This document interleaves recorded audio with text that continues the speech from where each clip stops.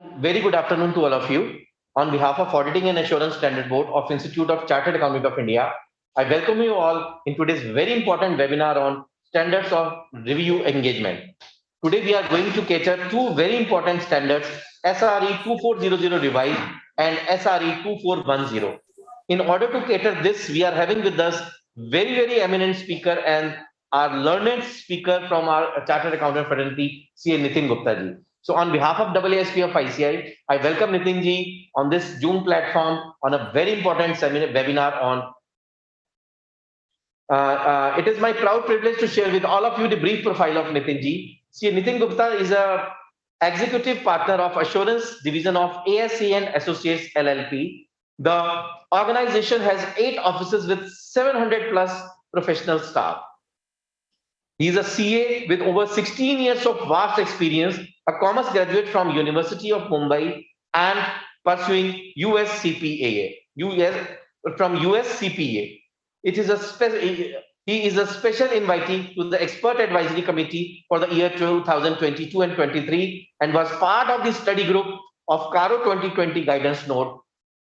His experience of working on audit of listed companies, foreign subsidiaries, and PCOAB audits. He is a part of AS's assurance technical team responsible for updates and teams learning and development. He has spoken at various Institute of Chartered Accountant of India's branches, study circles, and trade chambers. And he worked as BSR and company prior to ASA and LLP.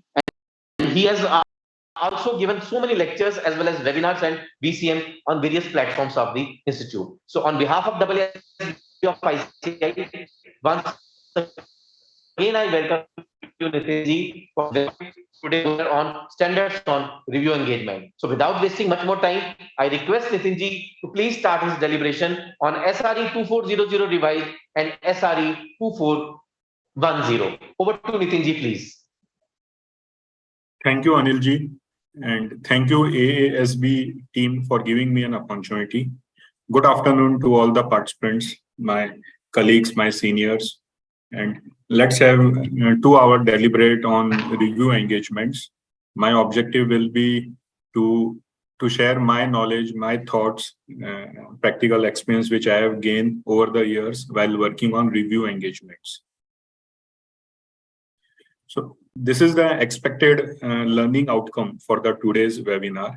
So we'll start with what different level of services a chartered accountant can perform on unaudited financial statement. And then we'll see an overview of the structure of standards issued by the AASB. Then we will move further. We'll try to understand the difference between the two standards on review engagement, which are SRE 2400 and SRE 2410. Then we'll have a very I would say precise discussion on what is difference between limited assurance and reasonable assurance, because this is the key difference between and which makes difference between the review and audit. So unless we don't understand this, it would be difficult to move to the execution of review engagements. So once we understood this, then we'll take the entire flow of the review engagements right from first initial stage till the reporting. So what are the various activities within the review engagement we'll go through. And then to conclude, we'll have some quiz or MCQs just to test our understanding, how far we have gained from this webinar. So this is my expectations, and I will try to keep it practical and to complete within the time, and will be more than happy to take the questions at the end.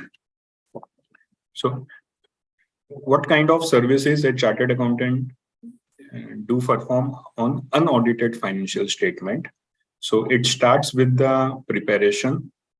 So preparation means, as a layman person, one can say that to prepare the financial statement. So the objective is to prepare the financial statement in specific reporting framework. So reporting framework can be accounting standards, can be Ind AS, or special purpose framework like cash accounting, so and so. So the chartered accountant is engaged to prepare the financial statement. So that's the first kind of work which one can do. Then second would be the compilation.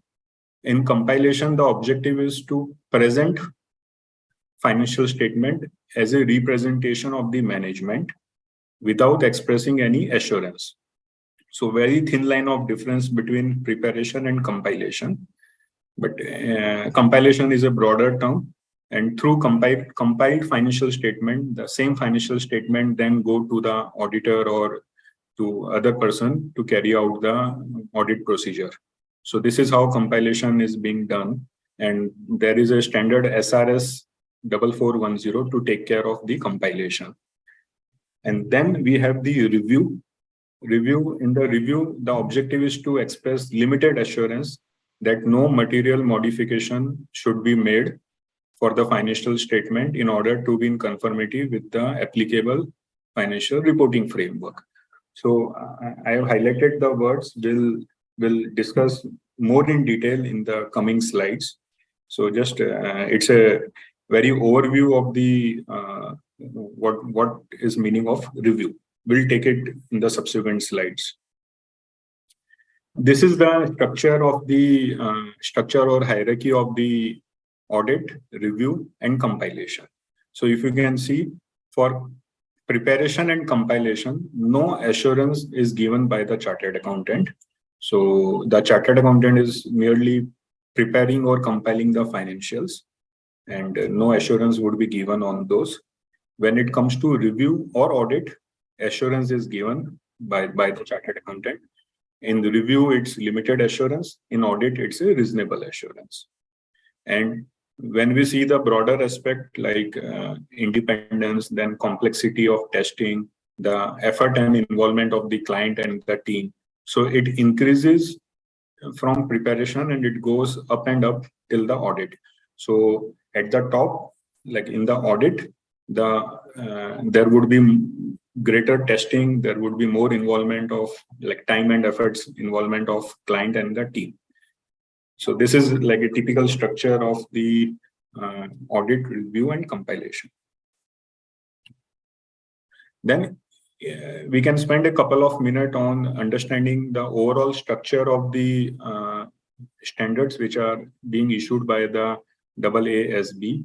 So at the top, at a macro level, we can find the framework for quality control, which are applicable on all kind of engagements and which is governed by standard on quality XQC1. This is the mother standard which take care of the quality aspects, the independence aspect, client acceptance, engagement acceptance, training, leadership at the firm, monitoring process, so and so. Then we come to the framework for assurance service. Within assurance service, there are two categories. One is related to the audit and review of historical financial information. And what is historical financial information? Any like financial information or financial statement which is of past period, like so historical, I mean. So when a chartered accountant is being engaged to perform audit or review of historical financial information, then the relevant standards would be applicable are standards on auditing, which are in different categories, and those are starts with the series 100 till 999. So there are around 42 standards which take care of the standards on auditing. Then within review of historical financial information, there are standards like standards on review engagement, SRE 2400 and 2410, which is the topic for today's discussion. And then when we keep aside the historical financial information, and then comes the like prospective financial statement. So for that, there is a different series of standard on assurance engagements. And putting aside the assurance service, there is a separate series of like framework for related service. In that, there are three standards which are being specified. One is on agreed upon procedure, another one on compilation engagement. So these two standards basically, and compilation, I mean, it take care of preparation also. So these two standards falls in this category. So this is the overall structure of the standards, just to give an overview, and from here we can take it forward. Now, standard on review engagement. What are the purpose of both the standards? So SRE 2400, the purpose of this standard is to establish standards and provide guidance on the practitioner's professional responsibility when a practitioner who is not the auditor of an entity undertakes an engagement to review financial statement and to issue the review report in connection with such a review. Here, the important part to understand is the practitioner. So the standard defines practitioner as a chartered accountant in service, in practice, I mean. So chartered accountant in practice who are not the auditor of that particular entity for whom they are doing the review. So if that would be the situation, then SRE 2400 will be applicable. In contrast, if we look at SRE 2410, similar things, but here the person who is doing the review is the auditor of that entity, the statutory auditor as per the defined regulation. So simple example, the quarterly review undertaken as per the SEBI LODR by the statutory auditor of the company. So if that would be the engagement, then SRE 2410 will be applicable. Many times there is a confusion among the staff members of the audit team as to when to apply SRE 2400 and when to apply SRE 2410. So this is the key difference.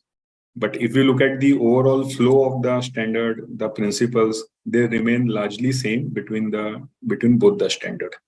So the key distinction between both of them is who is performing the review engagement, whether that CA firm is an auditor of that entity or it's an other than auditor, like external CA firm. So that will be the key difference. Let's have some examples on what are the review engagements under SRE 2400. These examples will help us to understand the difference between both the standard. So XYZ and Co, which is a partnership firm on whom tax audit is not applicable, they are getting the review of their financial statement by the chartered accountant. Now, a partnership firm is otherwise required to get their accounts audited under the tax audit. But say if they falls below the limit of tax audit, so technically no audit is applicable on them. But for some purpose, some reason, they want to get their accounts reviewed, not audited, but reviewed by a chartered accountant firm. So this would fall in the category of SRE 2400 because the chartered accountant who is going to do the review, they are not the auditor otherwise of this partnership firm. So this is one case. Second would be as per the loan agreement, the lenders of ABC Private Limited mandates the review of financial statement of ABC Private Limited by a chartered accountant firm who are not the auditor of that company. If that is the requirement or condition stipulated by the lender, and then firm who is not the auditor, if they are being engaged, so they would carry out the review and issue the review report under SRE 2400. So the statutory auditor will continue to perform the annual audit and they will issue the report under the standard on auditing. Third would be the situation where review of financial statement carried out by a CA firm at special request of management to take decision about prospective merger. So this is just an example. Reason purpose can be anything. I just quoted to take a decision about prospective merger. But the key point is that CA firm is not the statutory auditor of the entity. So if this situations, it can keep on going, the examples, but the key point is the firm who is being engaged to do the review, they are not the auditor. Now, in comparison, if we look at what can be the situation which falls under SRE 2410.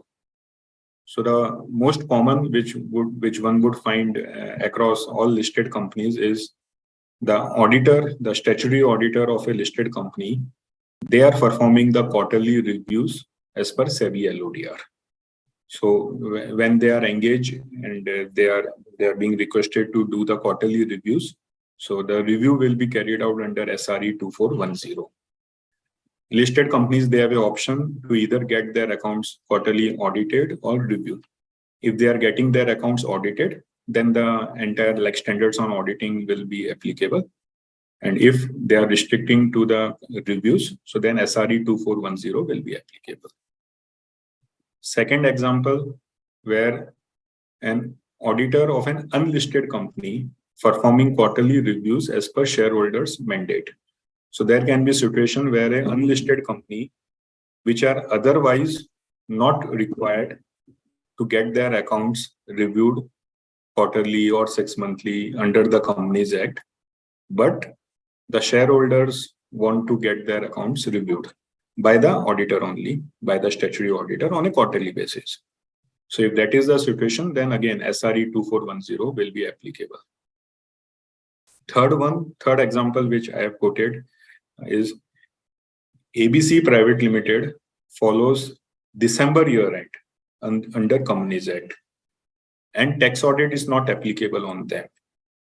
But when they are filing the ITR, so before filing the ITR, the management thought to engage their statutory auditor who are doing the audit of December year end to do some kind of work on the March year end, so that they can get a better clarity and their profitability, so that they can have the ITR submitted. Now they have an option to get either audit done or review done. But generally, whenever tax audit is not applicable, nobody would like to have twice audit in a year.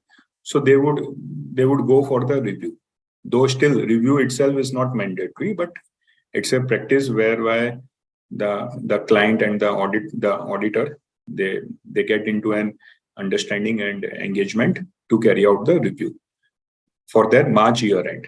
So if that is the situation, then SRE 2410 will be applicable. Now, we can put it in a different way. Say same example where company follows December year end under the Companies Act, and for the March year end, tax audit is applicable.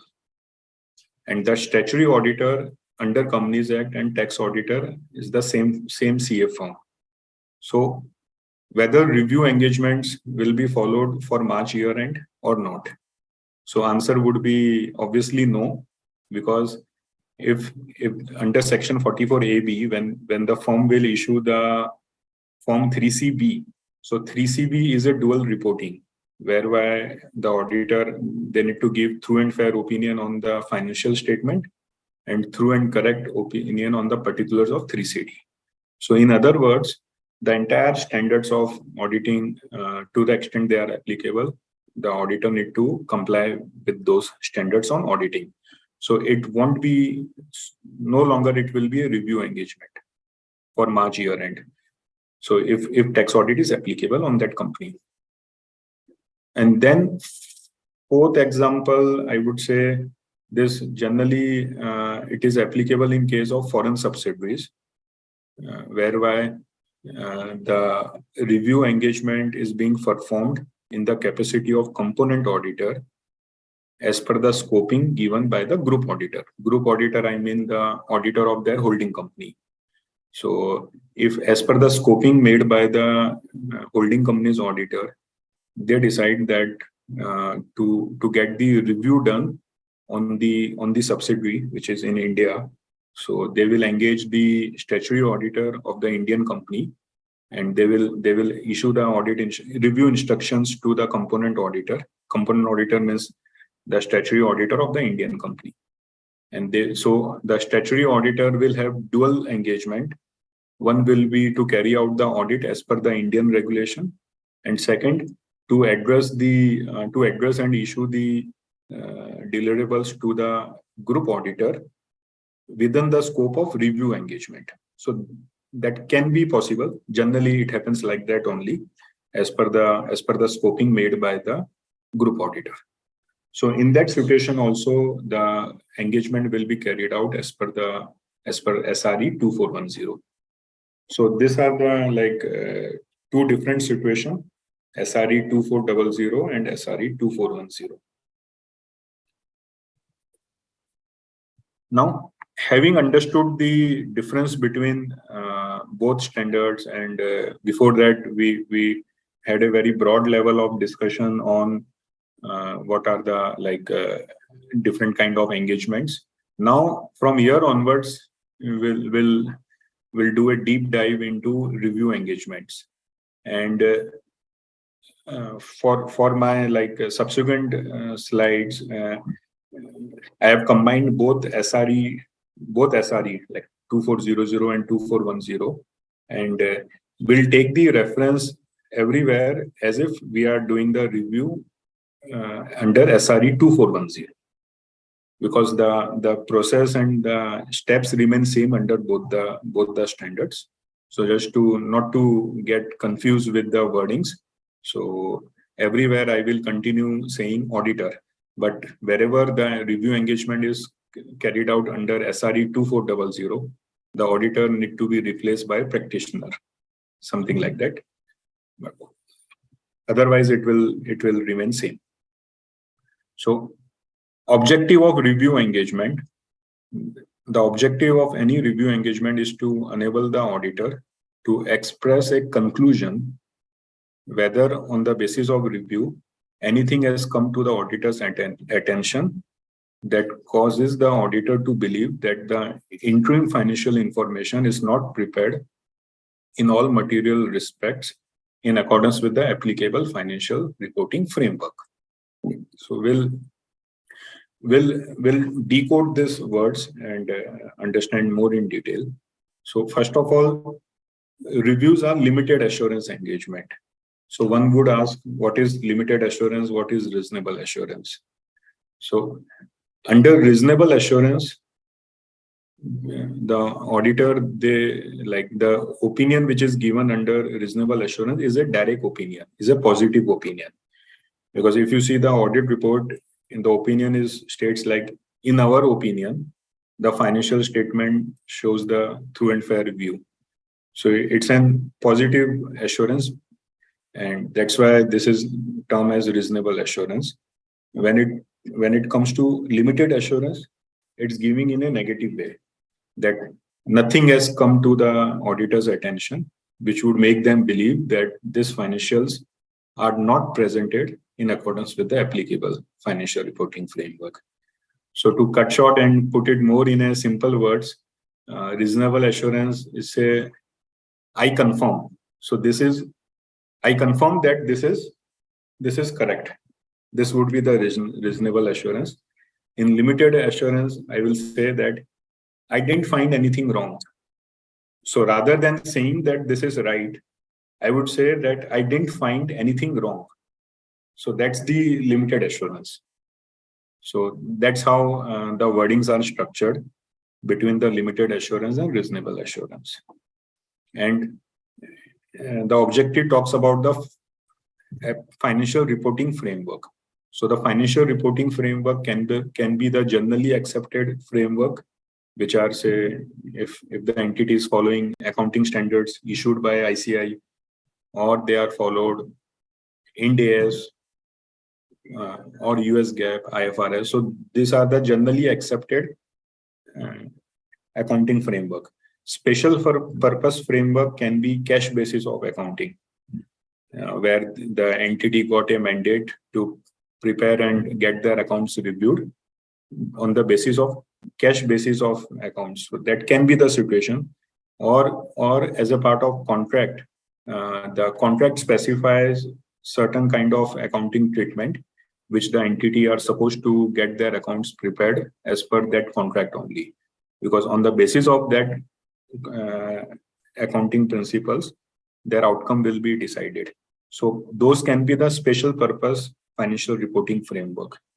So it can be both general purpose or special purpose. Reviews can happen in both the situation. And under SRE 2410, it's being mentioned interim financial information. So interim financial information can be like any period which is less than the full year. So that is being defined as an interim period. So generally it's a quarterly basis. So under SRE 2410, it's a rational assumption that the auditor will be engaged to carry out the review for the interim period. But the auditor can carry out the review for the full year also. In the previous example, we have seen that if year end is different, then review can happen for the full year also. So this is the objective and the crux of this entire flow would be reviews are limited assurance. Here the auditor or the practitioner, they will give their conclusion. They will not give their opinion. They will conclude. So since it's a limited assurance, if you can see at the first line, it is mentioned as to enable the auditor to express a conclusion. It's not being written as to express an opinion, because in limited assurance, conclusion is given. And I can quote other example where limited assurance is prevail is if you recollect clause 19 of CARO 2020, which where the reporting is required to be given by the auditor, where whether any material uncertainty exists, that liabilities which falls due within 1 year, whether company would be in position to meet that liability. So that's very, I would say, common, like one of the very common clause under CARO 2020. So if you look at the illustrative wordings given in the guidance note, in which all auditors are following, so that is the wordings are given in a form of negative assurance or limited assurance, that nothing come to the notice of the auditor dash. So that's the one way. Another example, or there are many like certificates. So if we look at the guidance note on certificate or special report, so there are two kind of certification given. One are under reasonable assurance and another one are under limited assurance. So many times when we engage to give certificate, so we need to decide whether this would fall as a limited assurance or reasonable assurance. So that's prevail everywhere, but yeah, in the review engagements, it's only limited assurance. So there can't be a reasonable assurance under review engagement. Now we'll start our journey to like from first activity of like which one would expected to carry out under review engagement and till the reporting and documentation. So these are the like key steps under any review engagement. So it starts with pre-engagement activity, then execution, then evaluation of misstatement, then it will follow for management representation, communication with management and those charged with governance, reporting, and then at the end, documentation. So we'll spend consider good amount of time on all these aspects. Well, that's the key learning of this today's session regarding the review engagements. So when a chartered accountant firm, when they are being like discussion is being started to carry out the review engagement, and so what would be the initial steps, or I would say the general principles which need to be followed by the auditor or practitioner is to comply with the ethical requirements, because as per SQC1, it equally applies to review engagements also. So the auditor need to comply with the ethical requirements in terms of independence, integrity, objectivity, professional competence, confidentiality, etc. So this would be the, at a macro level, the ethical requirement need to be followed in letter and in spirit, both throughout the engagement. And then the chartered accountancy firm, the auditor, they need to implement quality control measures also. Like for example, if it's a first-time engagement, first-time client, so they need to carry out the client acceptance procedure, and it's a recurring client, then the engagement acceptance, and then certain other aspects like team mobilization, engagement performance, monitoring, and if it says being a listed company, the quarterly review, and so the auditor, they need to have engagement quality review partner also, which we called as a EQCR, in addition to the engagement partner. So all those kind of quality measures which are otherwise being implemented by the firm on their own and as a part of SQC1, all those need to be followed on review engagement also. So there is no escape route for review engagements. And then the attitude of professional skepticism and the reasonable care, all those need to be followed by the professional staff who are engaged on the review engagement. So this is at a broader aspect. And then once things are being agreed among the auditor and the client, then they need to enter into an engagement. So what we called as an engagement letter. So and that engagement letter need to be signed off by the firm and by the client, by the authorized person representing the client, which happens in audit as per SA 210. Same example, same situation would be under review engagements also.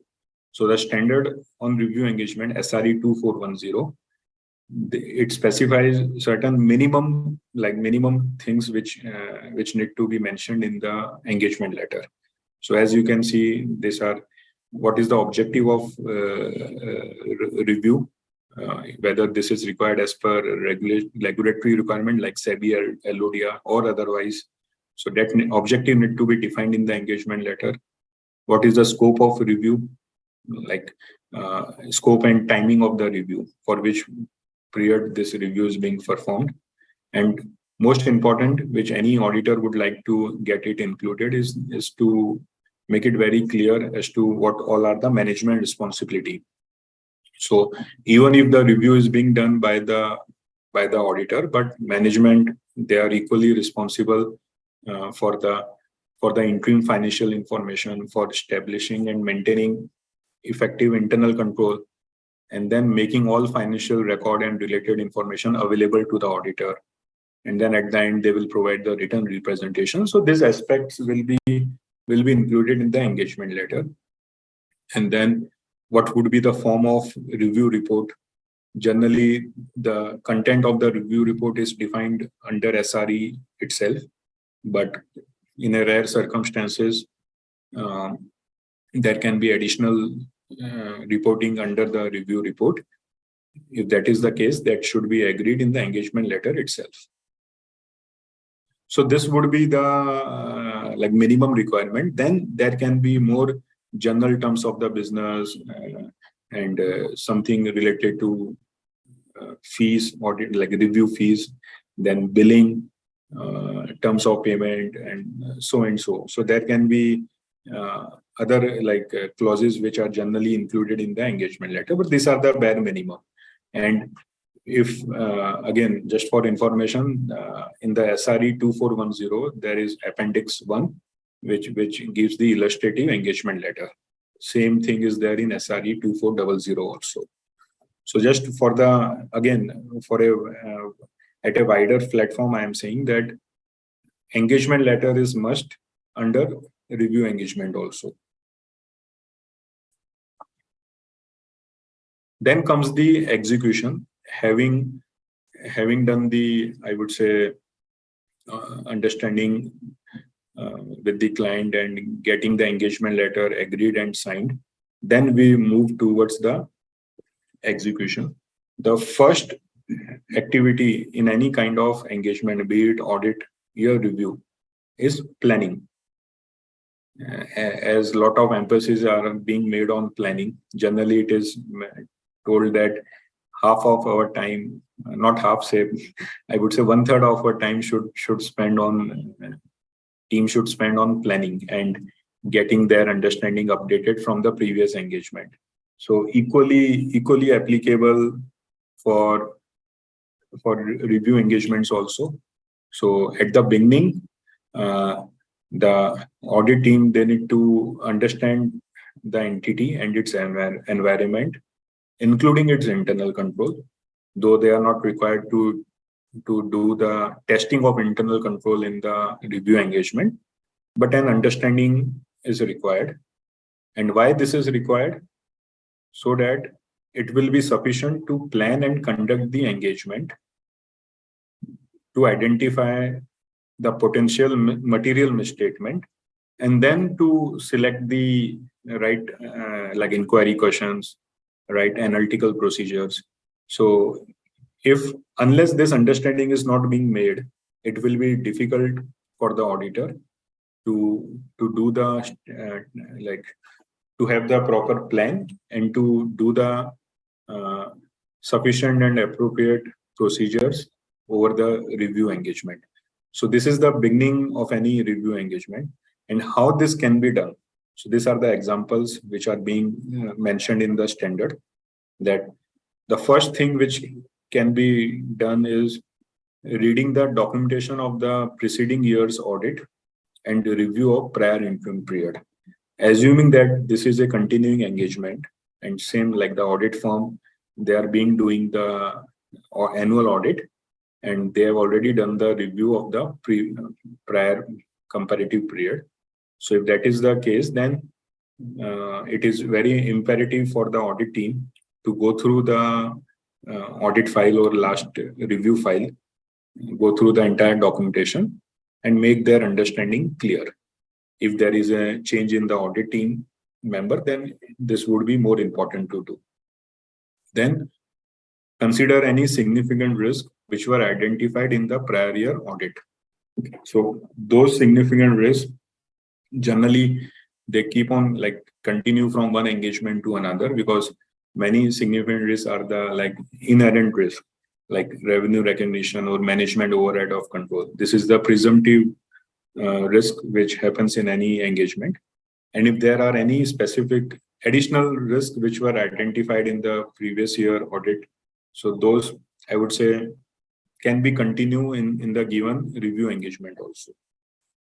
And then reading of the most recent annual financial statement and prior period comparable interim financial information. So from there also one can gather more information. And even for a listed company, one need to go through the annual report, which will give more insights.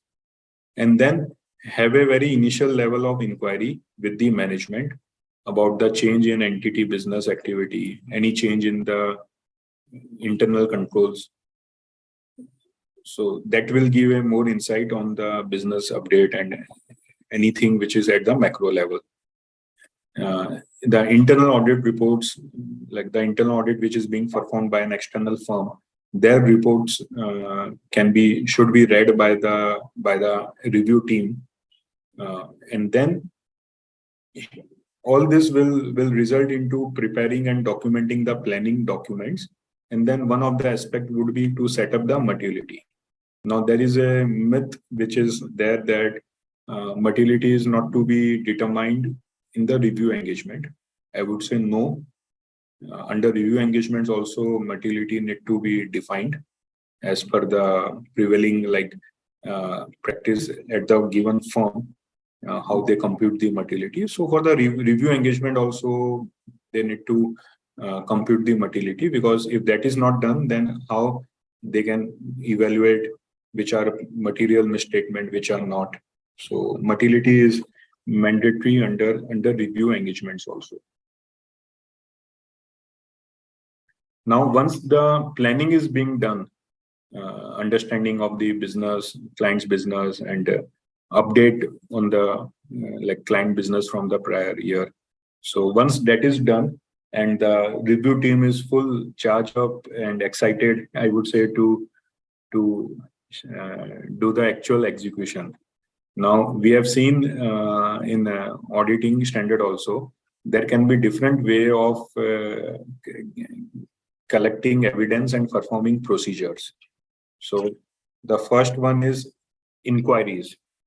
So inquiries literally mean that to sit down with the auditee and inquire.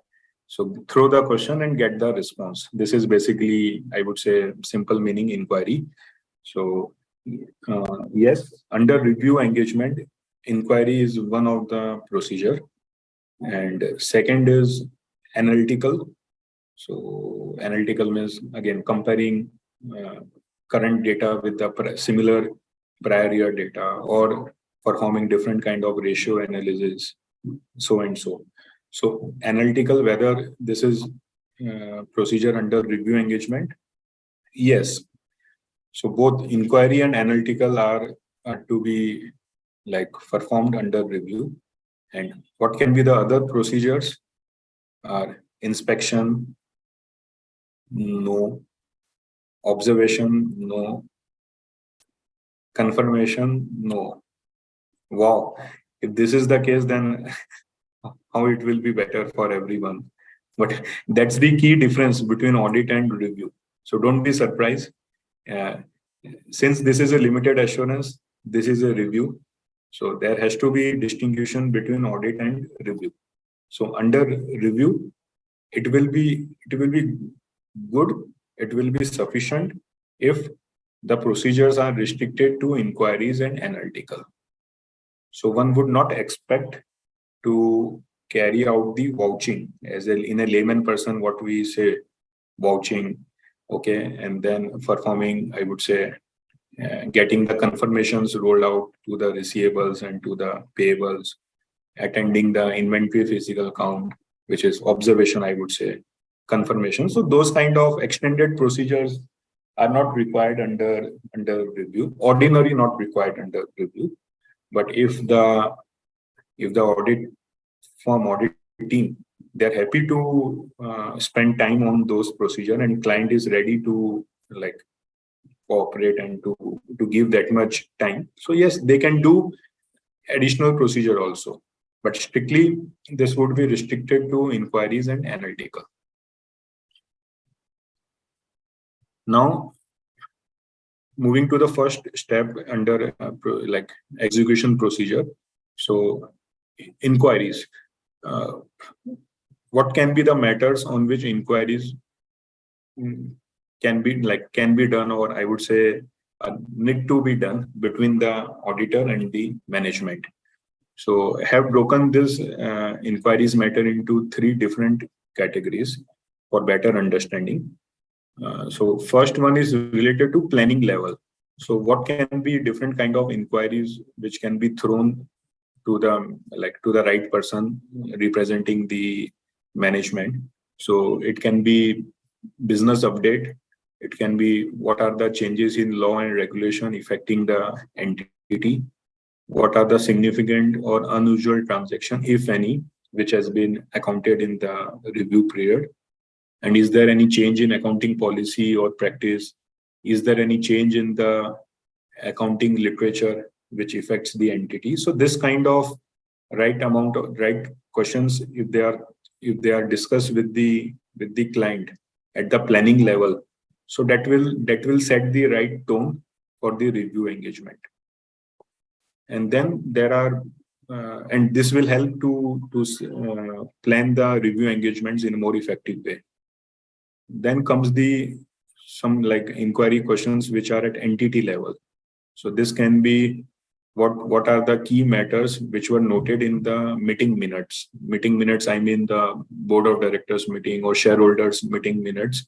So the audit team, when they will go through the meeting minutes, so generally they read the minutes, they prepare the synopsis, and then they need to carve out which all are the matters which may have an impact on the given engagement.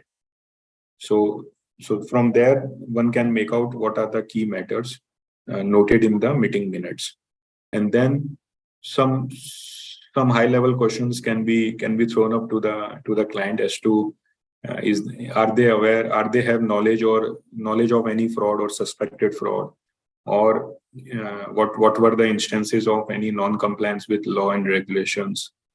What are the changes in internal controls, which in both in terms of designing and operating effectiveness during the review period? So if these questions are designed in a better way and discussed with a right person, then one would get the response, and this will help to reach out to the conclusion of the review engagement.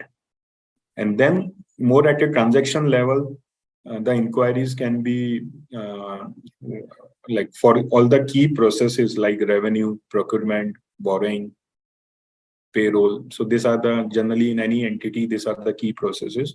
So for those each key process, the audit team, they are expected to list down different kind of inquiry questions.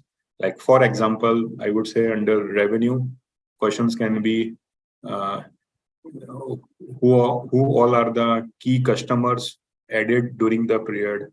Is there any lost customer during the period?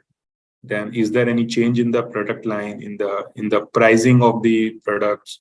Or so this is on the business side. In terms of the transaction level, is there any change in the documentation, in the flow of the like processes? Like is there any change in the way in which purchase orders were exchanged, the way in which accounting is being done? So something like that. So those can be the n number of questions which one can list down and discuss with the client. In terms of borrowings, is there any change in borrowings in terms of new borrowings being made during the period? Any change in the in loan agreement, something like that. So those can be the transaction level inquiries which can be made.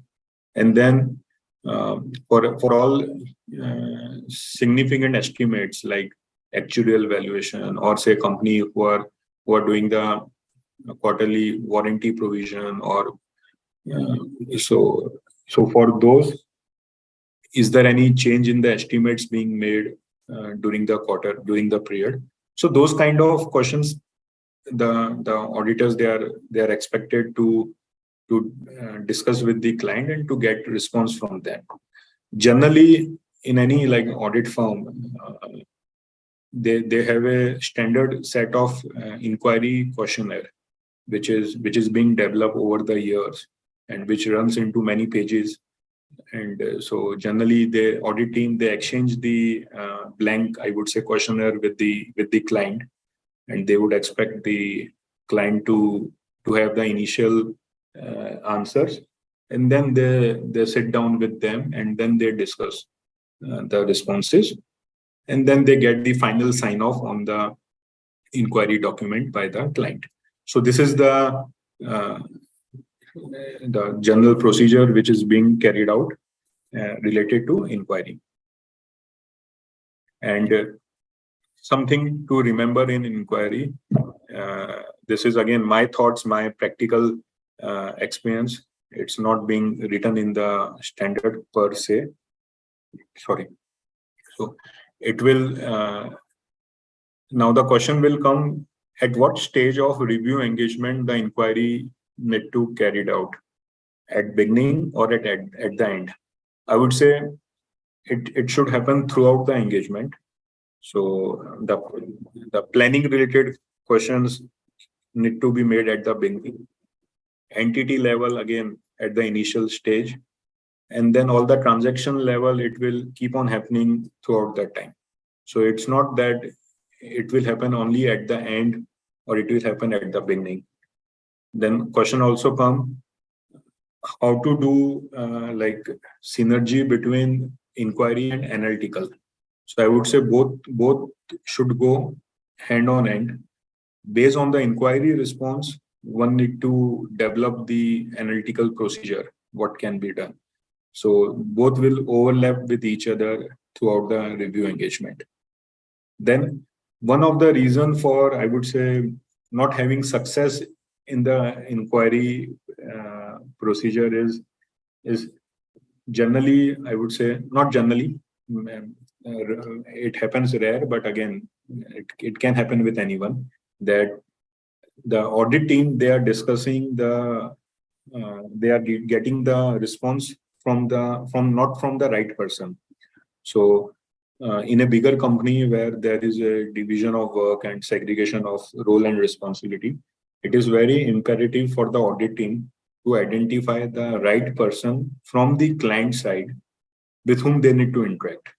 So all the matters will not be discussed with CFO.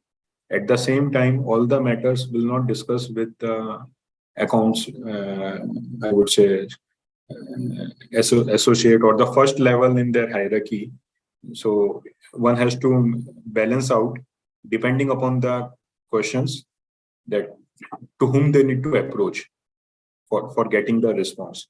So that is something which audit team need to have, that skills and mindset, that to whom they need to sit down for the inquiry discussion. And then follow the communication protocol. I mean that many times it happens that towards the end, we exchange the inquiry document, and we would expect the client to respond within few hours. Or it can be different way, that client is not initially they didn't respond, and now they will just say yes no, and they will respond. So it happens when the communication protocol was not followed. So ideally a general, like I mean, nowadays everyone follows like MS Outlook or other way of email communication. So they have an option to block the calendar of the opposite person. So one should block the calendar, and that will bring the seriousness. And one cannot say later on that they were occupied somewhere else. So one should give the enough respect and seriousness when they sit down with the inquiries and discussion. And this is same thing that which I have discussed. The inquiry questionnaire should be circulated prior to the interaction, give the client an opportunity to have their preliminary responses, and then have a meeting with them. And then it is also important to participate in the inquiry meeting, because unless as an audit team we don't interact, we don't counter, we don't affirm with what client is saying, that will dilute the purpose of the inquiry. So it should not be just that email done, response received, put the inquiry document in our file. No, the participation both by the audit team and by the client is very important. And then whatever responses we have gathered, those need to be applied in the analytical procedure, so that we can reach to the end result, whether any modification is required in the given financial statement or not. And then I would say get the sign off from the client personnel at the end, over the email or through like a physical sign off on the inquiry document, and that will give a comfort to us that yes, we got the right responses, and that will set the responsibility also on the part of the client. And then we can put that document in our documentation. So that's the few things I would say to remember under inquiry. And again, no rocket science behind this. What kind of inquiries, what can be the possible questions? It's again depend upon the client business, their size, and then on the professional judgment and experience of the auditor. So it would be very important to ask the right question with the client. Now, having understood and gone through the inquiry, then comes the second and last aspect of the review engagement, which is analytical procedure. Now, a lot of emphasis is being made on the analytical, because since this is a limited assurance, so this would be the key procedure in terms of analytical. Now, again, the standard gives a illustrative analytical procedure, It is given in the appendix to SRE 2410. But at the end of the day, the auditor, they need to apply their professional judgment and their like knowledge of the client, what all can be the different kind of analytical which they can perform. So in the given slide, these are the example of what can be the analytical procedure. So the first one, it will start with comparing the interim financial information with immediately preceding interim financial information, or I would say previous years similar period. So like for example, we are doing the review of September quarter 2022. So one need to do the comparison with previous quarter, which is June 2022, and with the corresponding previous year quarter, which was September 2021. So for both the quarter, if comparison is being made for all balance sheet item and P&L items with the key variance and the explanation for those variants, so that will help the auditor to get a comfort over the numbers. And then one need to do the comparison between actual number and the budgeted number for the same period, and then again the key variance and the explanation. So generally this is being termed as analytical review in a layman language. So that need to be carried out. Now this will be at a macro level, at a financial statement level. Then beyond that, one can do the comparing ratios of the entity with the other entities in the same industry. So if say a company is in manufacturing, so within same industry, what other companies result, it's being available on the public domain. So from there, like gross profit ratio, then inventory turnover ratio, their net profit ratio, so and so. So those can be compared, and wherever there is a gap, so it can be plus or minus, but then there should be reason behind that how our client is performing good or bad in comparison with the industry average. So that those kind of insights one can gather from analytical procedure.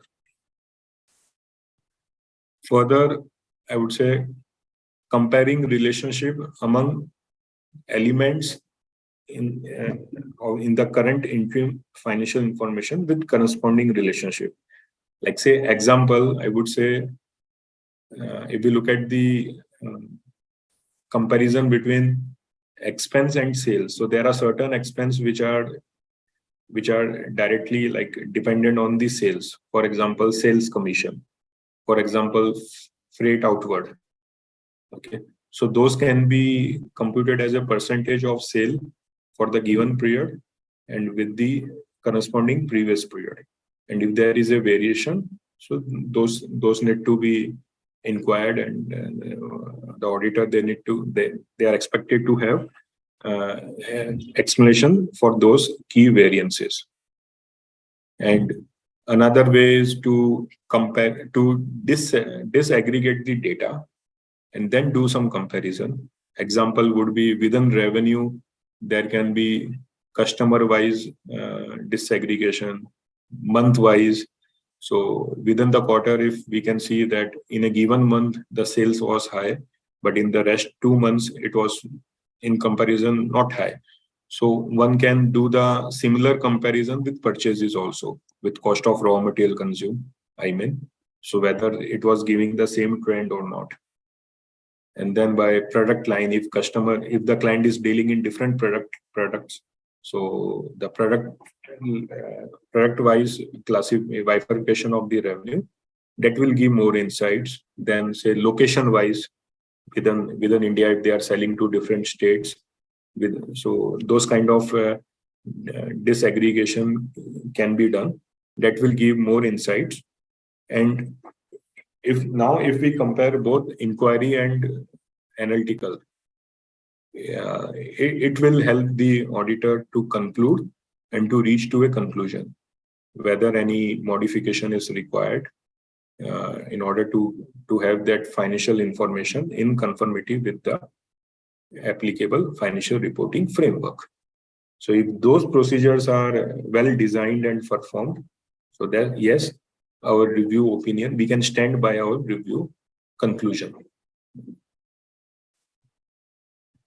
Now, once we perform all these procedures, then comes the later aspect of the review engagement, which are communication with the management. So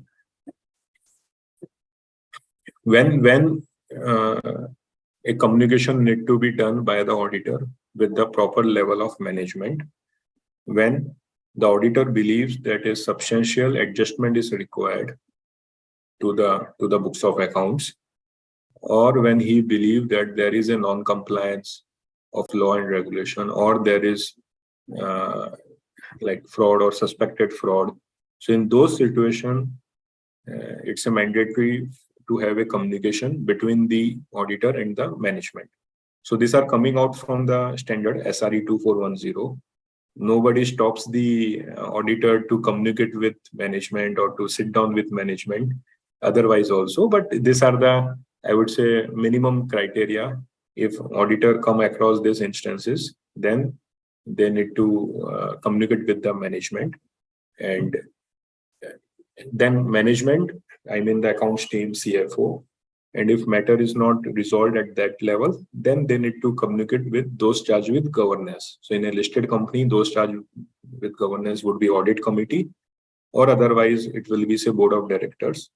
So auditors, all the unresolved issues, those will be parked aside and will be discussed and communicated with the those charged with governance.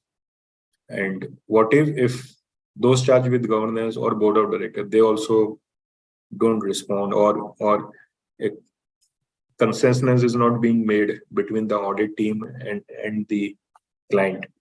So then what can be the outcome of those? So the auditor may opt to modify the opinion, I mean modify the review conclusion. So yes, the auditor can issue the qualified conclusion also in case of review engagement. So that is the first scenario where a modification would be required, or withdrawal from the engagement if the matter is so significant and pervasive.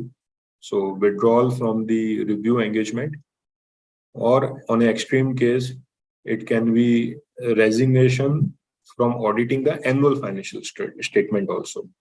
So if the same auditor who are carrying the statutory audit and they are carrying out the quarterly review, if any matter come up in the review itself, which is of so significance, so which can tantamount to resignation by the auditor from both review engagement also and then from the annual audit also.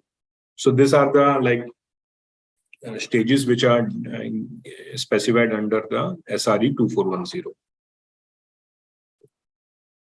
Now, management representation. This is a very common term.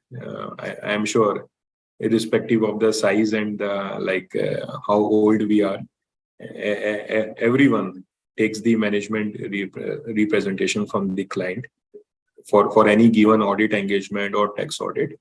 But point to focus here is that this is equally required and important for review engagement also. So there is no escape that under review engagement, the management will say that they will not give the representation, and they will give the representation only at the time of annual audit. So the auditor need to put their foot down and make it mandate for the client to give the written management representation at the end of the engagement. And these are the information, I would say, or the mandatory representation which are required to be made by the client.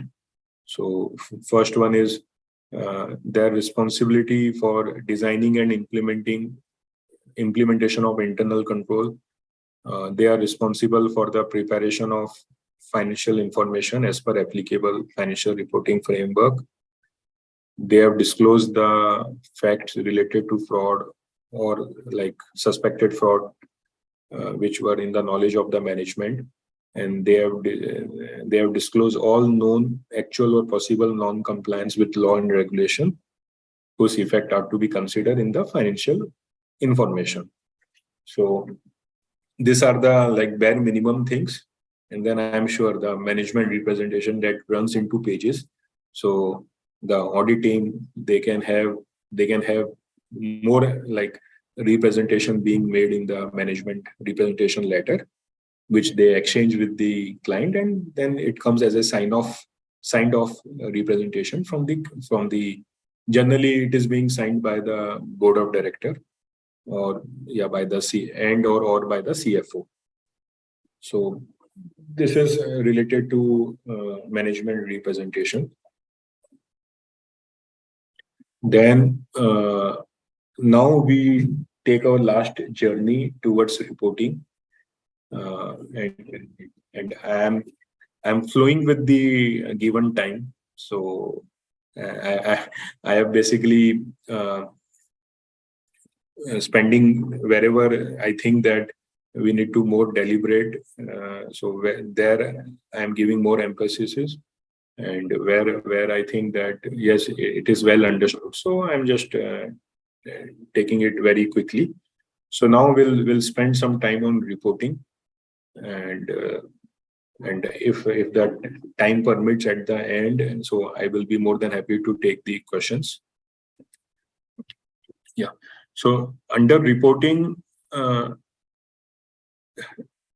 report is provided by the auditor or practitioner, and it's a negative assurance. So again, the emphasis is being made across this presentation also, and in the entire SRE, both SRE, it is being mentioned that it is a limited assurance or negative assurance. So this we have already discussed and understood that negative assurance means nothing has come to our attention, dash dash dash. So this would be the point to remember at a very like macro level. Now let's try to understand what all are the minimum like content, or what can be the flow of report. So obviously the report will be written. It cannot be an oral report. So a written report, it will start with the title. So title, I would say it will start with the review report. So this is the best suited title, review report. Then addressee, generally, I would say in case of a company, it will be to the board of directors. Very rare, one can find that it is being addressed to the shareholder, because reviews, like even this SEBI LODR, the reports are issued like addressed to the board of directors. And for other kind of engagements also, I would say generally it would be addressed to the board of directors, though it can be addressed to the shareholder also. Now, whether the audit team and the client, whether there can be a disagreement between them at the reporting stage, that to whom it need to be addressed, and if there is a conflict, then what to do. So can this happen? Like I'm just asking myself. I would say no, because it should have been agreed at the time of entering the engagement letter itself. Because if we have seen that slide where regarding the engagement letter, what are the minimum content? So one of the content inclusion in the engagement letter is the form of the review report and to whom it need to be addressed. So those kind of discussion is expected to be made initially at the time of entering the engagement letter, not at the time of end. If everything is done and now it's being under a disagreement, that to whom we need to be addressed. So this should be well decided at the beginning. So again, coming back to this, generally it is addressed to the board of directors. Then identification of interim financial information. So what all are included in the interim financial information, whether this includes balance sheet or P&L. So those need to be clearly mentioned in the review report, and then the period covered by the interim financial information, whether this is quarterly, which quarter end, like September 2022, or this is for 6-month end. So those need to be mentioned in the introductory paragraph of the review report. Then a statement that management is responsible for the preparation and fair presentation of the interim financial information in accordance with the applicable financial reporting framework. So a statement need to be mentioned in the review report that this is the management responsibility for the preparation and presentation of interim financial information in accordance with applicable financial reporting framework. And what is that applicable financial reporting framework? That need to be mentioned in that paragraph itself. So if a company who are under non-Ind AS, so they must be following the accounting standards which are specified in under rule of 2021. Okay, because recently in 2021 the accounting standards were amended by the MCA, and now no longer it will be 2006 the rules. It will be rules to like accounting standards specified under section 133 read with companies accounting rules, accounting standard rule 2021.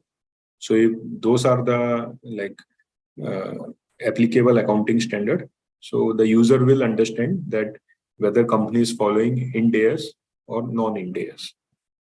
And if Ind AS is the applicable financial reporting framework, then 2015 rule reference need to be mentioned like that.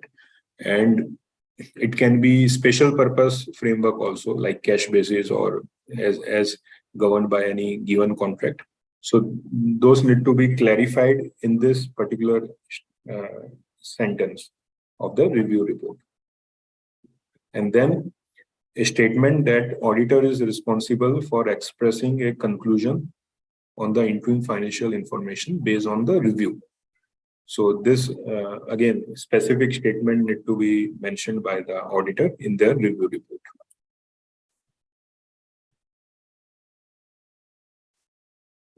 In order that the user of the review report, they can well understand that this was not the audit, this was the review.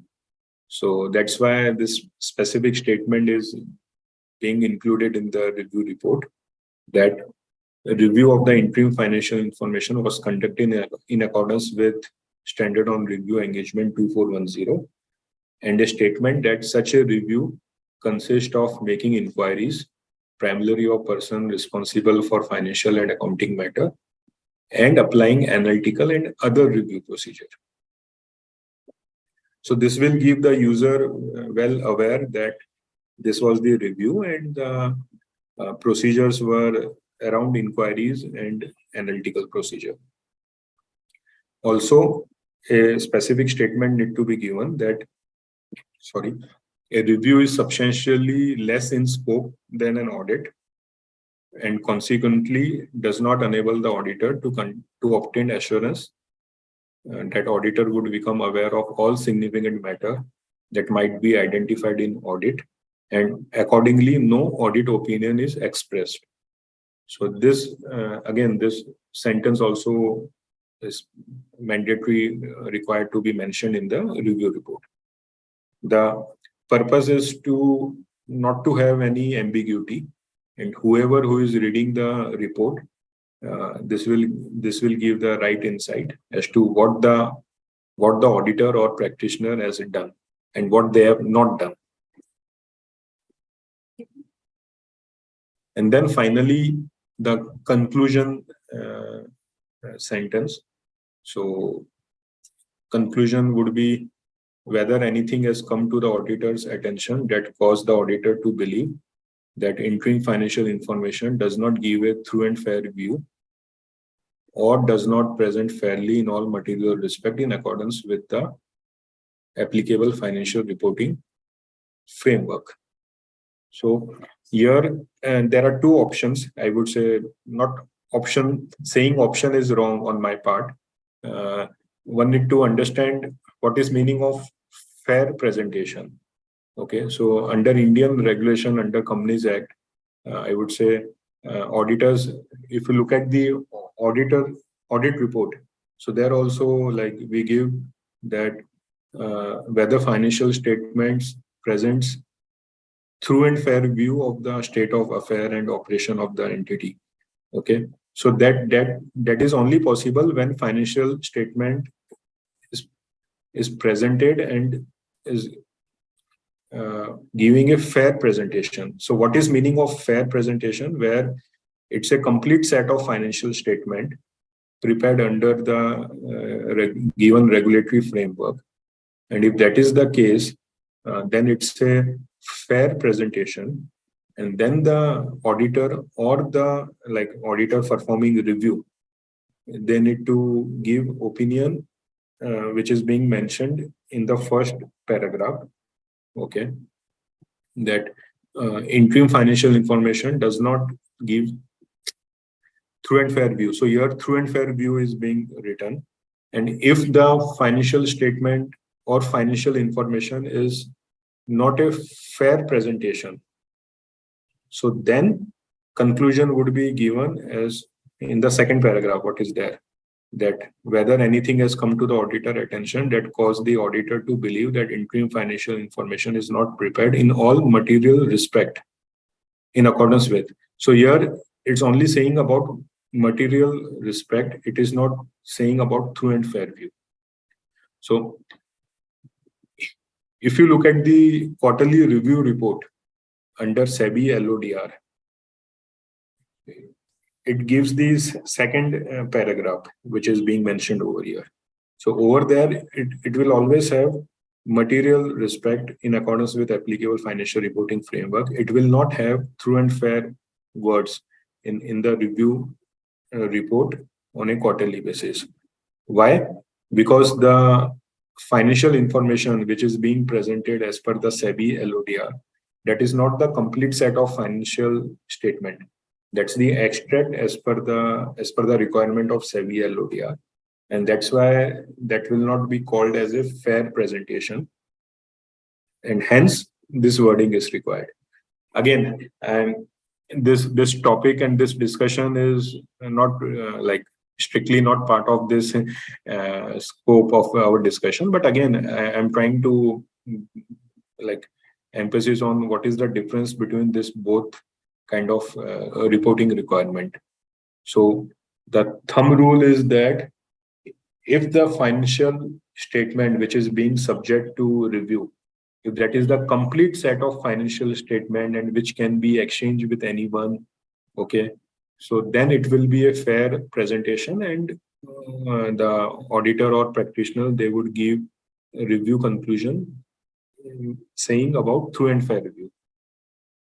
If not, it is a condensed financial information, then it won't be, no longer it will be a fair presentation. And then auditors, they need to mention about the material respect in accordance with applicable financial reporting framework.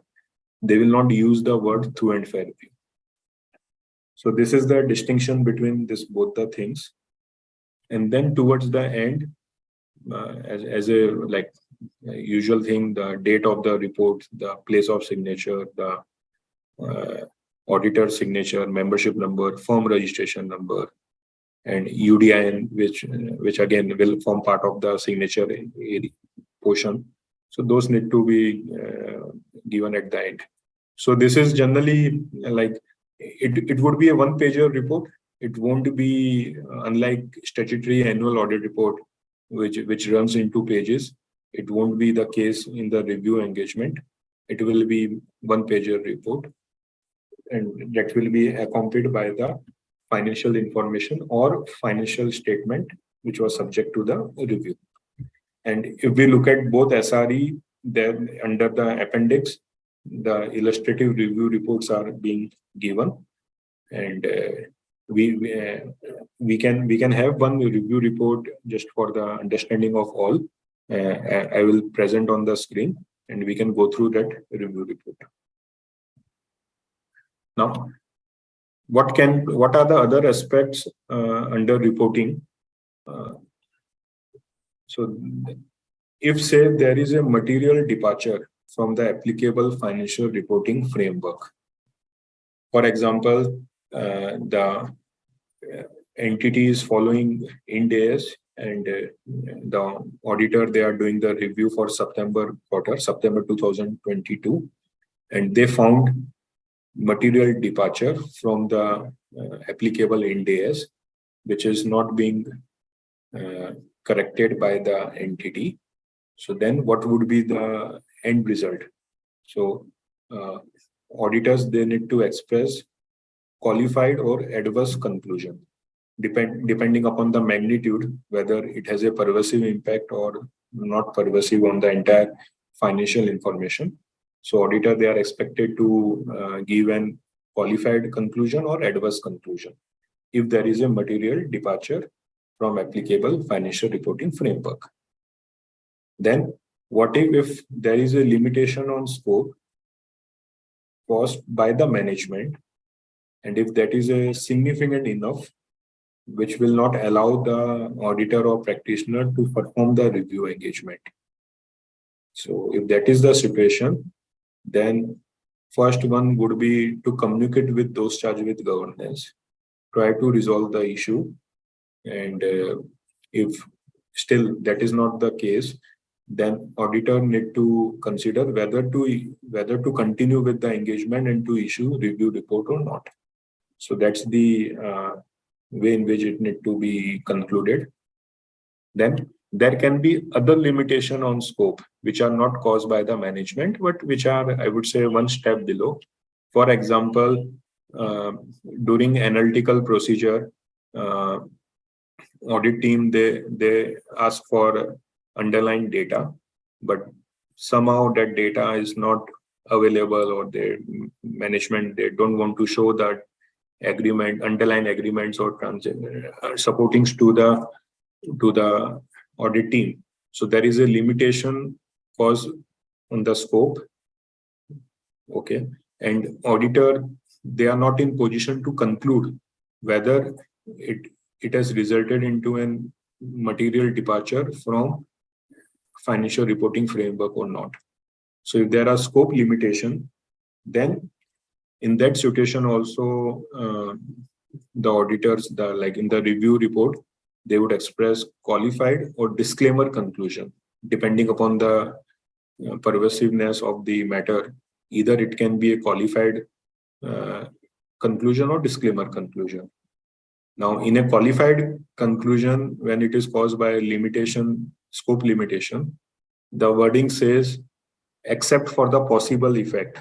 Now, again, this is part of the like standard on auditing, but I'm just sharing at a very macro level that whenever there is a qualification arising due to limitation on scope, it will give the probability in the wordings as to except for the possible effects, because till the time audit team, they have not gone through the underlying documents, so they are not sure whether this is right or wrong. So that's why it will have possible impact wordings. Then if there are significant matter which are disclosed in the notes, and the auditor need to bring it in the review report, so they can have emphasis of matter, which is a very, again, common term which we face in the audit. Same thing can be there in the review report also.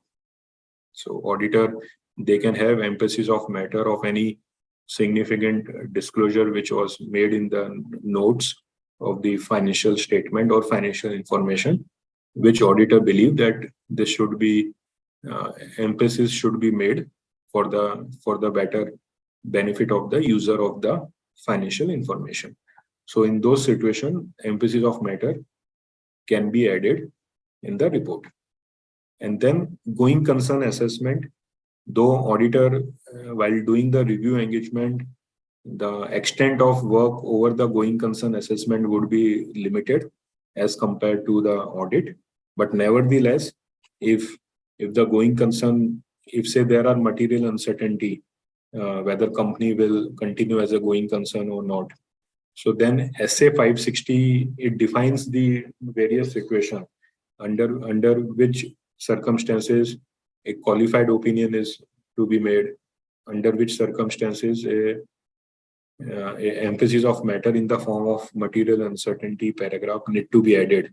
So all those guidelines need to be followed under review engagement also. So that's why like it is being mentioned here as in term of going concern assessment, the reporting would be made as per SA 560 to the extent if that is applicable in the given review engagement. So to summarize this going concern related thing, say if in the annual audit of March 2022, there was material uncertainty related to going concern, but the management, they have their mitigation plan and which was appropriately disclosed in the financial statement. And auditor was also on the same page that yes, there are mitigation plan which will mitigate the material uncertainty. So SA 560 that mandates the auditor to highlight that matter in the report under a separate paragraph by the name material uncertainty on going concern. So if auditor has done that in the annual financial statement and in the subsequent review, quarterly review, if that same situation continue, so then in that review report also auditor are expected to continue that paragraph in the review report also. So this is what I'm trying to convey. Then everything ends well, but it is very important to have sufficient and appropriate documentation. Okay, documentation means the audit file, what we generally called as. So there is no escape route for review engagement also. So under review engagement, the auditor should prepare review documentation that is sufficient and appropriate to provide a basis for the auditor's conclusion and to provide evidence that the review was performed in accordance with this SRE and applicable legal and regulatory requirement. So this is the standard language picked from the SRE, but on a very practical level, if I would summarize, what are the minimum documents or what are the minimum content of an review file? So this would be the minimum requirement. First of all, signed engagement letter, then business update and review planning, which we have understood and discussed in the earlier slides.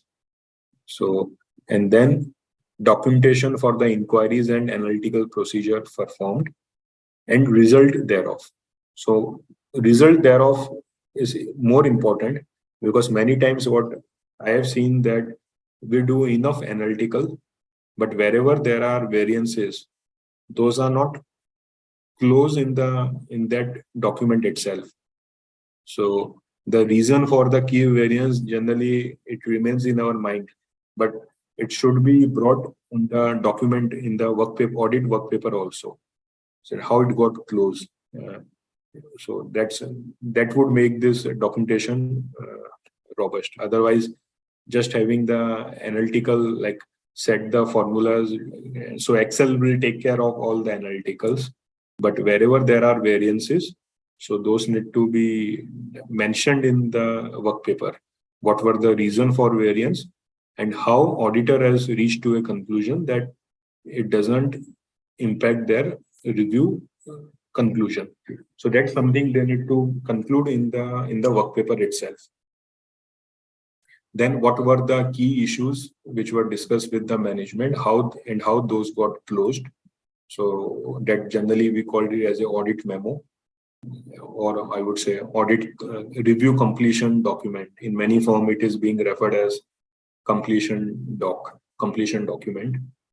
final summary memorandum. So name can be anything depending upon the terminology being used by the firm, but it should be prepared and close in a more in spirit, so that it can be well understood by an independent person who is going through the audit file. So that's the essence of any documentation.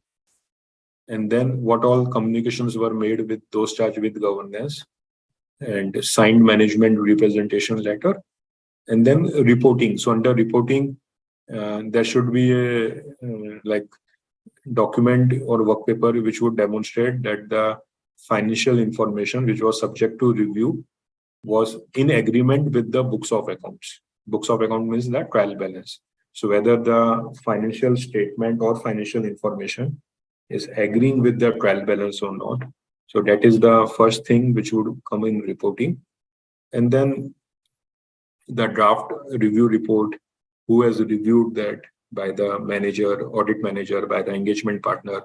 So those kind of documentation should be there in the review file. So this would be the overall structure of the review file and the documentation. Now, this is the core presentation, which presentation content which I have summarized. Now we can spend 10 minutes around, and we can just deliberate our understanding, what we have gained. So the first one is independence test to be met for review engagement? I would say obviously yes. The auditor, when it comes to SRE 2410, obviously the auditor, he need to be independent. When it comes to SRE 2400, so the practitioner, the person who is doing the review, they also need to be independent with the entity.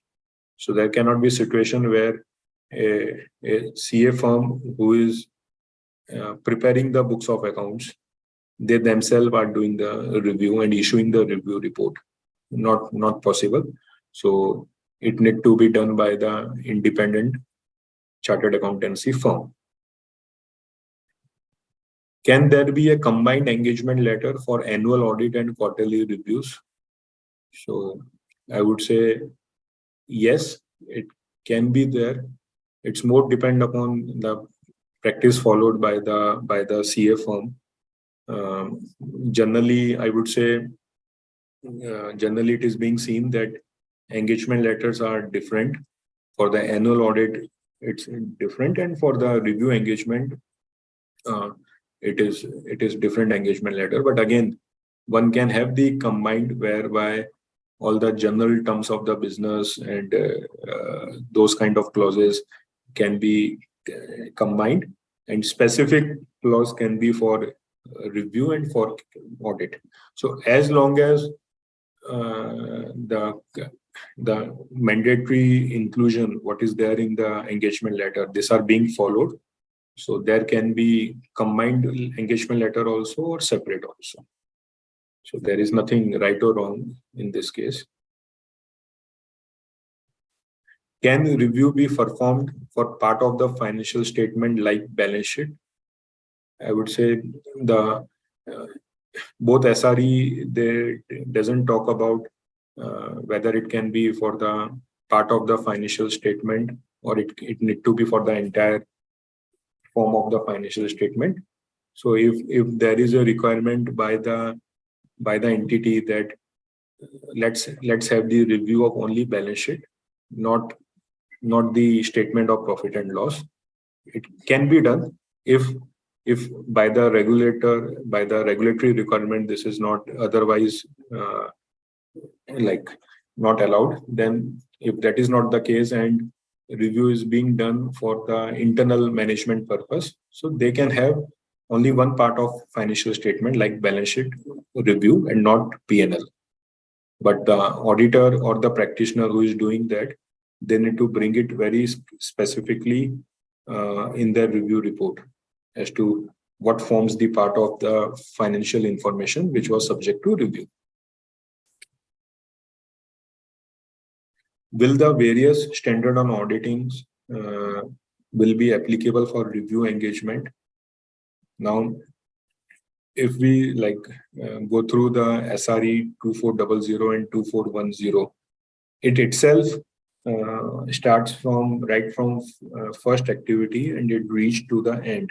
So everything, if we can see what is there in the audit documentation, what is there in the management representation, in terms of communication with the management, every aspect of otherwise the standard on auditing is being covered in that standard itself, SRE 2400. So the standard in the review report also, the reference is being given only for SRE 2410 or SRE 2400. So only that will be applicable. But yes, for any broader guidance, auditor, they can refer standard on auditing to get more insights, like say for example, materiality. So how to compute materiality, that is not given in SRE 2410. So for that, guidance can be followed from the standard on auditing. So that's how they will interplay with each other. But in the review report, no reference is made of standard on auditings. Can the auditor perform procedure in addition to inquiries and analytical during the quarterly review? So as long as client is willing to spend time, our audit team is willing to spend time, and they are being compensated fairly. So yes, nobody restrict to move further from inquiry and analytical. So that's what I can answer on this. But practically, in case of a listed company engagement where there is an annual audit and quarterly review, so it's more, I would say, cost effective and more otherwise appropriate, where the same audit team who need to do annual audit, they can have some additional audit procedures in the respective quarter itself. Okay, and those they can prepare for the annual audit well in advance. So many times when we go for quarterly review of a listed company, so strictly if we will concentrate on the review engagement of that quarter, we are good if we restrict ourselves to inquiry and analytical. But many times we do certain extended procedures which are required for annual audit. For example, for sales and purchase, we do substantive testing for that 3 month in that quarter itself during the time of quarterly review. So it will save time towards the end for final audit, final year end audit. So that's the practicality which one need to take care. But as far as the review engagement, the standard is concerned, it will be sufficient if we restrict to inquiry and analytical. Now there are 3 to 4, I would say, multiple choice questions. Again, the objective is to keep the audience live, I would say, at the end, and then just to have some encouragement that yes, whether we have given right response or not. So just to bring that student element in our mind. So that's why I have captured 3 to 4 MCQs towards the end. So the first one is, which of the following activity is an auditor not responsible for in review engagement? So please pay attention to the word not responsible. Is testing of internal control, then remaining independent, provide a form of limited assurance, performing basic analytical procedure? So the answer would be A, testing of internal control. That is not a required activity, that is not expected for an auditor to perform during review engagement. They need to have an understanding of internal control, inquiry as to is there any change in the internal control framework, but they are not required to test the internal control. Like in a typical audit environment, we say D&I, design and implementation of control, and then TOE, testing of operating effectiveness of internal control. So those procedures are not required under review engagement. Which of the following situation would preclude a practitioner from issuing a review report on financial statement of partnership firm? So, I mean, which of the following situation which will not allow the practitioner to get engage as a reviewer and to issue a review report? So, is there any situation from this three option? First is if that partnership firm, so partnership firm is the client in the given example. Okay. So if finished good inventory does not include any overhead amount, the partner of the partnership firm is the practitioner's father. And then land has been recorded at fair value instead of historical cost. So the answer would be B, second one. Why so? Because first and third, the A and C option, they give a instance of not following the accounting standard, and if that is the case, then the reviewer need to issue a qualified opinion or adverse conclusion, depending upon the magnitude. But it will not stop the practitioner from doing the review engagement and issuing the report. But in case of second option, it have the independence conflict, breach of independence. So partners the person cannot do review engagement of a firm in which his father is a partner. So that will bring the independence conflict. And in that situation, this won't be possible to engage in the review capacity of that client. So that's what I'm trying to bring it to the knowledge of everyone. Each of the following is normally performed while conducting a review of interim financial information, except,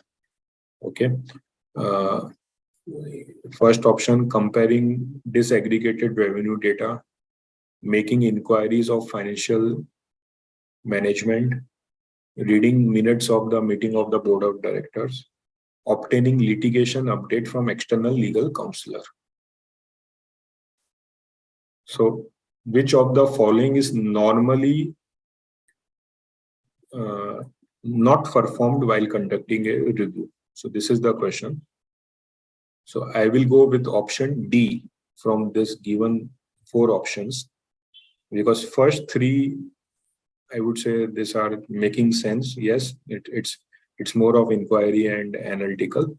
The fourth one, this is an extended procedure which are generally performed during audit, like obtaining litigation update from external legal counselor. So that is not per se the mandatory procedure under review engagement.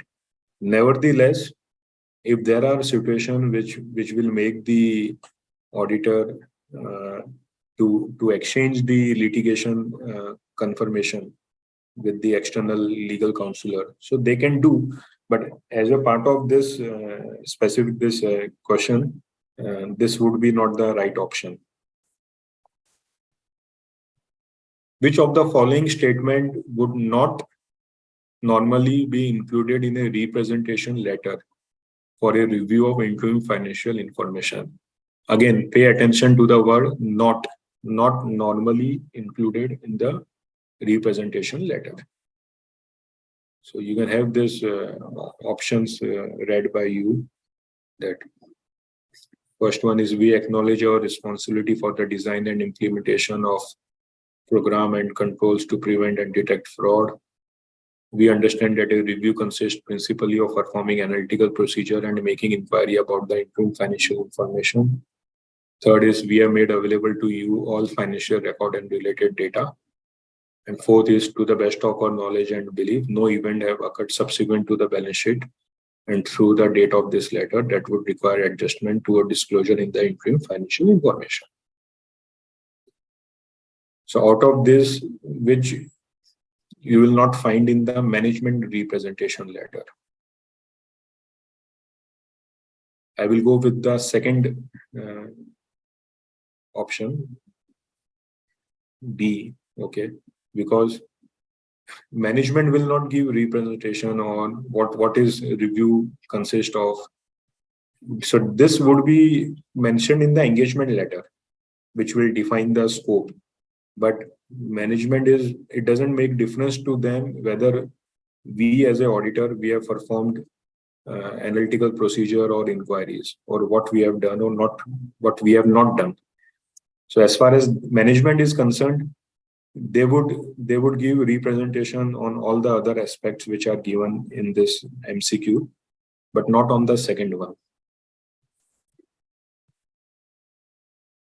So this is all about my presentation. I hope I made justice to the afternoon time. We started with afternoon and we're ending in the evening time. So I hope it was some takeaway were made by the participants, and I'm happy to take the questions. Thank you very much. Thank you so much, sir. Thank you so much, sir. Can you hear me? Yes, yes. Yeah, it was really very wonderful and detailed deliberation, and you have justified with your deliberation, followed by various question answer and a quiz type, one type of recapitulation of all the review standard. It was really very nicely elaborated, sir. Thank you so much, sir. Thank you, sir. I have received 4 or 5 questions also relating to the same, sir. I hope Okay. you have already covered everything, but still we are having 2-3 questions, sir. Please, sir. So first question is, scope of financial statement has not been defined anywhere in SRE 2410. Scope of financial statement has not been defined anywhere in SRE 2410. What type of financial statement will be included for review, or it may be for complete set of financial information? Okay. So when we talk about SRE 2410, that means auditor is performing the review. Now, those kind of situation will come.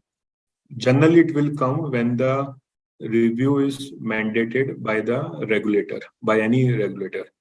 Take the example of SEBI LODR. So SEBI LODR that mandates the quarterly review to be like all the listed companies to get the quarterly review done, and SEBI LODR itself defines what will be the financial information, what information the listed company need to present to the shareholder as a part of their quarterly filings. So that's a separate topic as to what is included in the quarterly financial result of the listed company.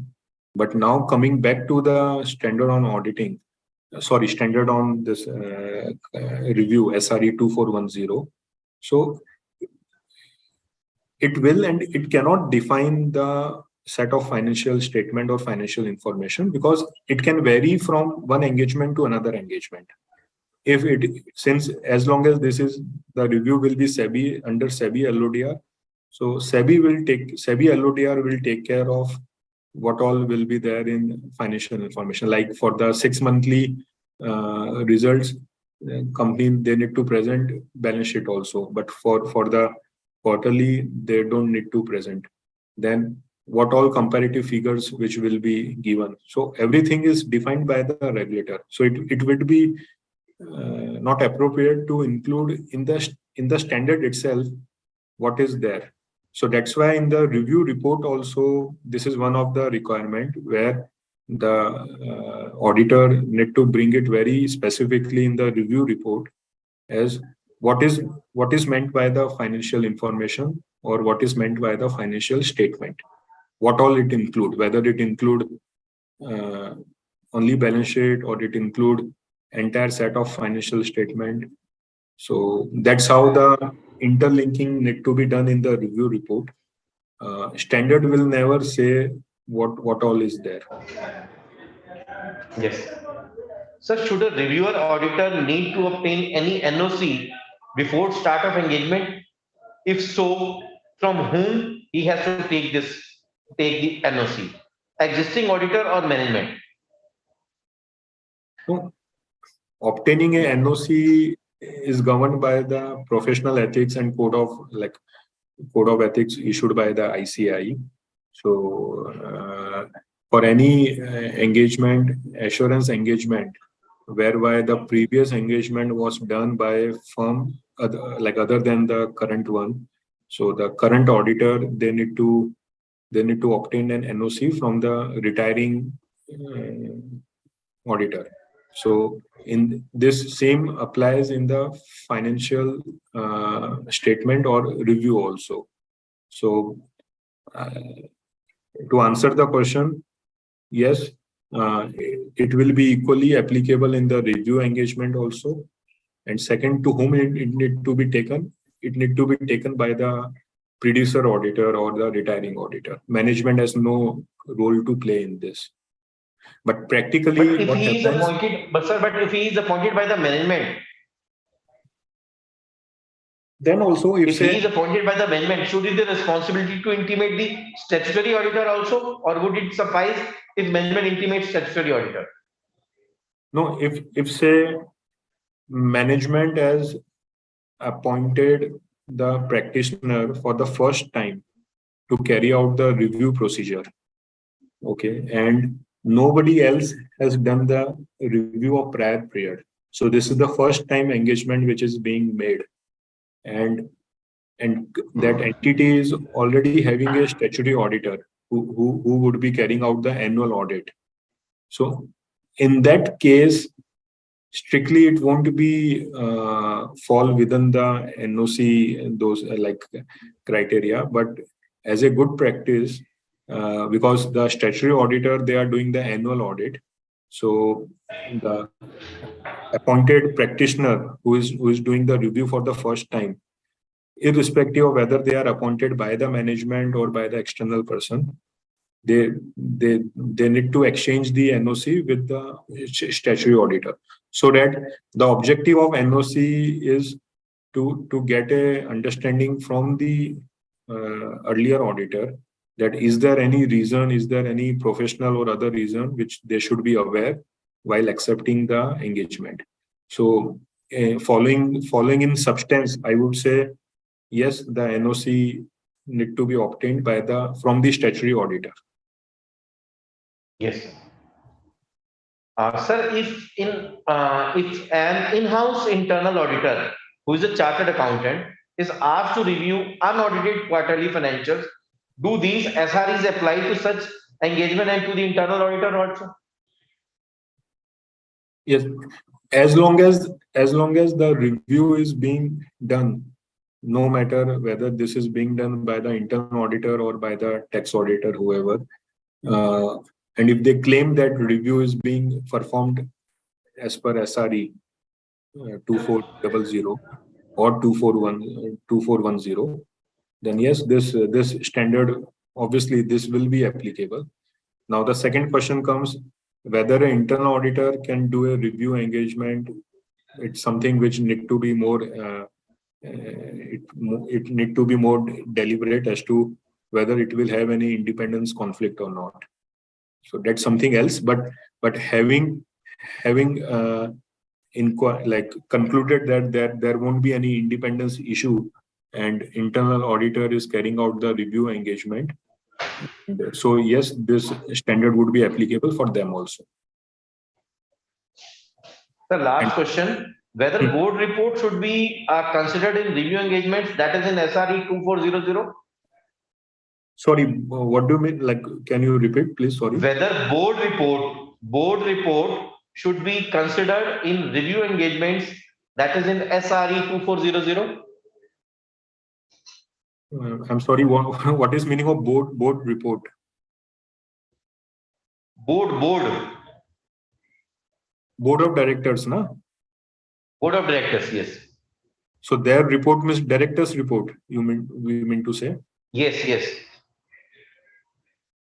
Yeah. So director's report, the person who is doing the review, they can go through the director's report to make their like inquiries and more effective.